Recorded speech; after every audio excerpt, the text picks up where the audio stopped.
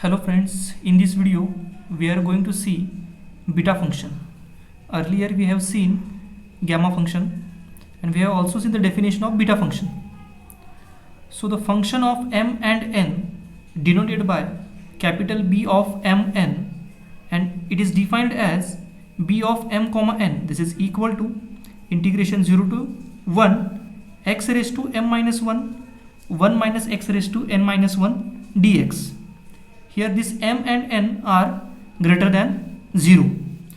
So this integral, this is called as beta function. It is denoted by capital B of m comma n. So we will see some properties of beta function. So first one is beta of mn. This is equal to beta of n comma m. That is, it is symmetric.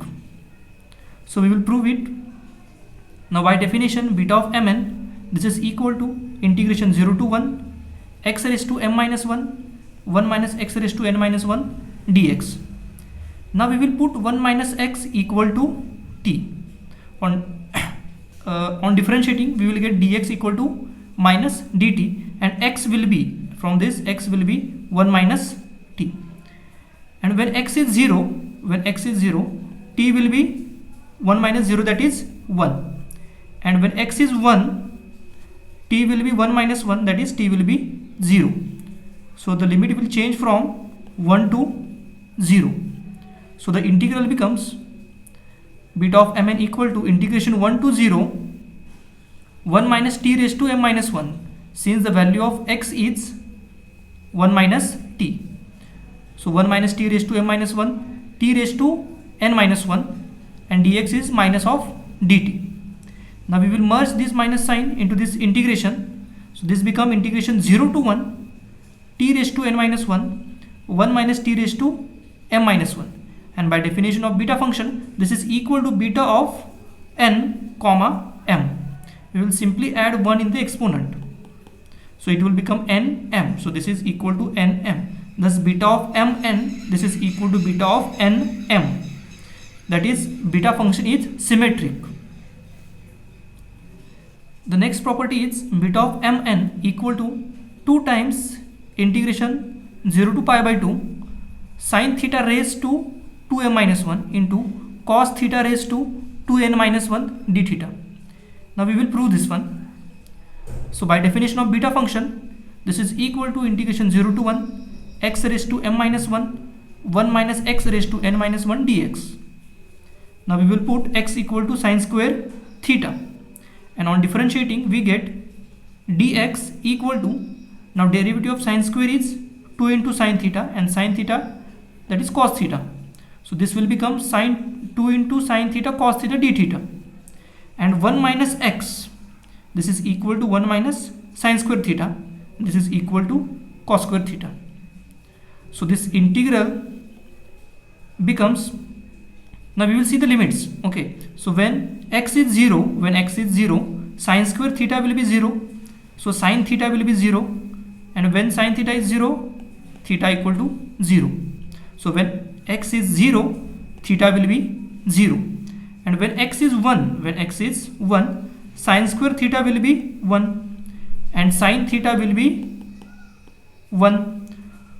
This implies theta is sine inverse of 1, that is theta will be pi by 2. So the limit will changes from 0 to pi by 2. So this integration now becomes integration 0 to pi by 2 sine theta raised to 2m minus 2, since here x raised to m minus 1 and the value of x is sine square theta. So sine square theta raised to m minus 1, so this will become 2 into m minus 1, that is 2m minus 2. So the power of sine theta is 2m minus 2. Similarly, 1 minus x raised to n minus 1. So 1 minus x is cos square theta. So cos square raised to n minus 1. So power of cos theta will be 2n minus 2. And dx is 2 sine theta cos theta d theta. So this integral becomes integration 0 to pi by 2 sine theta raised to 2m minus 2 cos theta raised to 2n minus 2 into dx, that is 2 sine theta cos theta d theta. Now here the power of sine theta is 2m minus 2. Here the power is 1. So it will become sine theta raised to 2m minus 1. Similarly, power of cos theta here is 2n minus 2. Here there is one term. So it will become cos theta raised to 2n minus 1. And we have taken this 2 common. So this is equals to 2 times integration 0 to pi by 2 sine theta raised to 2m minus 1 cos theta raised to 2n minus 1 d theta. This is another form of beta function. Similarly, integration 0 to pi by 2 sine raised to p theta cos raised to q theta d theta. This is equal to 1 by 2 beta of p plus 1 by 2 comma q plus 1 by 2. We can derive this formula by using this property. Okay, that is beta of mn. This is equal to 2 times integration 0 to pi by 2 sine theta raised to 2m minus 1 cos theta raised to 2n minus 1 d theta. Now we will simply put 2m minus 1 equal to p and 2n minus 1 equal to q. So from this we get the value of m equal to p plus 1 divided by 2 and the value of n equal to q plus 1 divided by 2. And we will simply put these values of m and n in this formula. So on the left hand side it will become beta of m comma n, that is p plus 1 by 2 comma q plus 1 by 2, and we will divide this 2. So on the right hand side it will become 1 by 2 beta of p plus 1 by 2 comma q plus 1 by 2, and this will become sine theta raised to p, since 2m minus 1 is p, and cos theta raised to 2n minus 1, it will become cos theta raised to q, since 2n minus 1 is q. So this becomes integration 0 to pi by 2 sine raised to p theta, since this is p, cos raised to q theta, since this is q, and this is equal to 1 by 2 beta of p plus 1 by 2 comma q plus 1 by 2, since m is p plus 1 by 2, n is q plus 1 by 2, and we have simply divided this 2. So thus integration from 0 to pi by 2 sine raised to p theta cos raised to q theta d theta, this is equal to 1 by 2 beta of p plus 1 by 2 q plus 1 by 2. Now next property is integration from 0 to infinity x raised to m minus 1 divided by 1 plus x raised to m plus n dx. This is equal to beta of m comma n. So to prove this we will put x equal to t upon 1 minus t. So 1 plus x, this will become, we have simply add 1 to this x, so t upon 1 minus t plus 1, so this will become t plus 1 minus t upon 1 minus t.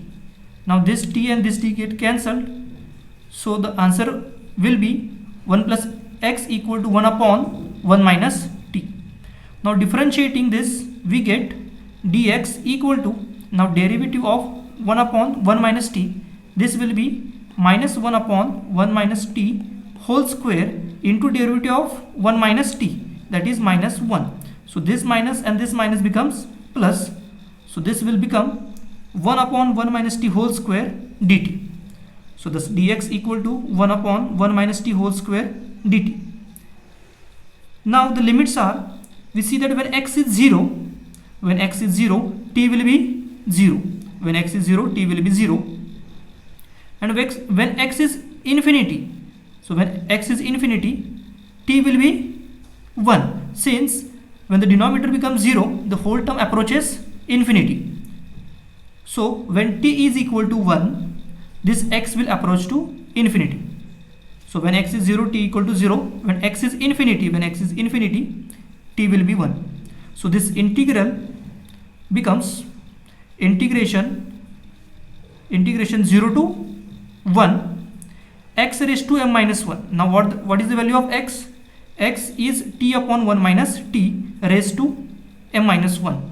So t upon 1 minus t, this is the value of x, and here raised to m minus 1, raised to m minus 1, and 1 upon 1 plus x raised to m plus n, this will be 1 minus t raised to m plus n. Since 1 plus x, this is equal to 1 upon 1 minus t, so this implies 1 upon 1 plus x, this is equal to 1 minus t. So this term, okay, that is 1 upon 1 plus x raised to m plus n, this will become 1 minus t raised to m plus n. So that is 1 minus t raised to m plus n into dx. Dx is dt upon 1 minus t whole square. Now here the power of 1 minus t is m minus 1. Here the power is 2, and in the numerator the power is m plus n. So if we add this power, we get here the power will be, now since here the 1 upon t is in the denominator, if we take it to the numerator, the power will become minus m plus 1, and here also the power is 2, so in the denominator it will become minus 2, and here the power is m plus n, so plus m plus n. So this m plus m, this minus m gets cancelled. 1 minus 2 is minus 1, so it will become n minus 1. So power of 1 minus t is n minus 1, and power of t is m minus 1. So this integration becomes integration 0 to 1 t raised to m minus 1, 1 minus t raised to n minus 1 dt, and this is the definition of beta function, that is beta of m comma n.